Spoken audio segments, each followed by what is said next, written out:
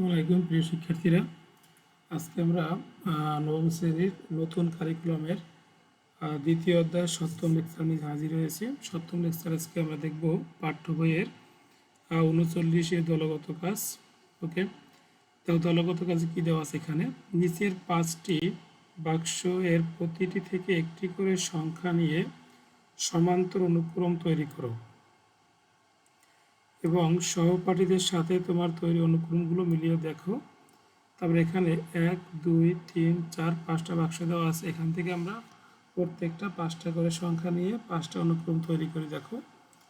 এখানে আমরা প্রথমে প্রথম বাক্স থেকে নিয়েছি 2, দ্বিতীয় বাক্স থেকে 3, 4, দ্বিতীয় বাক্স থেকে 6, চতুর্থ বাক্স থেকে 8 এবং পঞ্চম বাক্স থেকে নিয়েছি আমরা 10। তাহলে সমান্তর অনুক্রমটি দেখো এখানে হয়েছে কত আমাদের?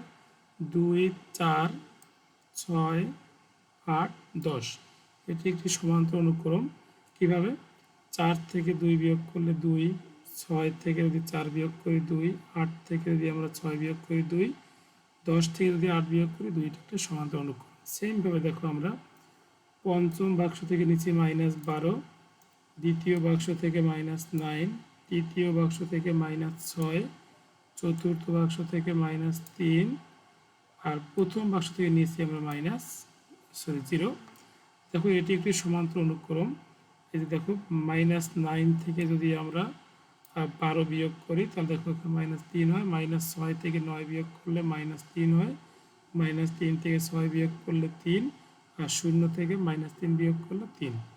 এবার দেখো 3 নাম্বার, প্রথম বাক্স থেকে নিচে আমরা এখানে 25, চতুর্থ বাক্স থেকে 10, তৃতীয় বাক্স থেকে 15, দ্বিতীয় বাক্স থেকে 20 আর পঞ্চম বাক্সের নিচে আমরা এখানে কত? 25। দেখো এটা একটা সমান্তর অনুক্রম। 10 থেকে 5 বিয়োগ করলে 5, 15 থেকে 10 বিয়োগ করলে 5, অর্থাৎ সমান্তর অনুক্রম, কারণ এখানে পার্থক্যগুলো সব সমান।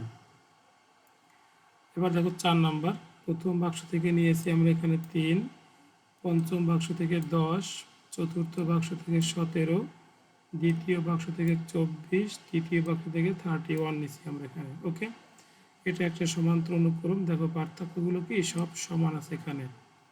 এবার দেখো 5 নাম্বার, চতুর্থ বাক্স থেকে -4, তৃতীয় বাক্স থেকে -8, প্রথম বাক্স থেকে নিচে এখানে -12 আর পঞ্চম বাক্স থেকে এখানে -16 আর দ্বিতীয় বাক্স থেকে আমরা এখানে নিয়েছি -20।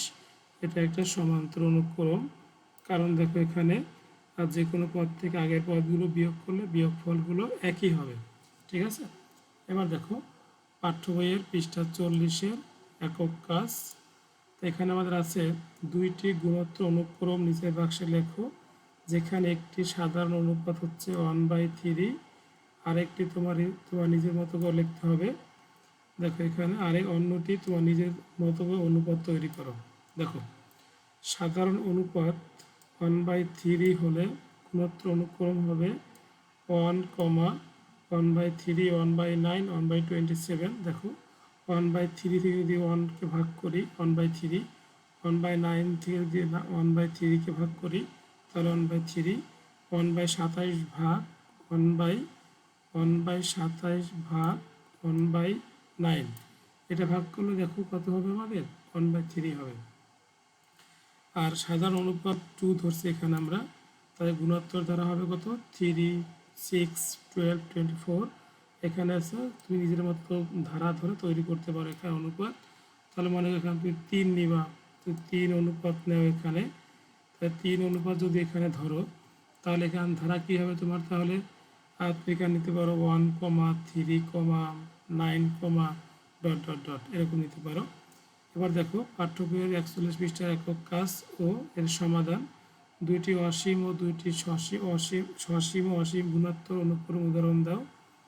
দেখো 2টি অসীম গুণোত্তর ধারা অনুক্রম উদাহরণ 1, 3, 9, 27 আর একটা হচ্ছে 5, 10, 20, 40, 80। দেখো 2টাই গুণোত্তর অনুক্রম, কারণ এই যে কোনো পদ থেকে আগের পদ ভাগ করলে অনুপাতগুলো কি সমান। অসীম গুণোত্তর ধারার অনুক্রম উদাহরণ 1, 2, 15, 25 ডট ডট আর এটা অসীম, দেখো এখানে ডট ডট দেওয়া আছে অসীম, এটা একটা অসীম গুণোত্তর অনুক্রম উদাহরণ। দেখো যে কোনো পদ থেকে আগের পদ ভাগ করলে ভাগফলগুলো একই হবে, ঠিক আছে।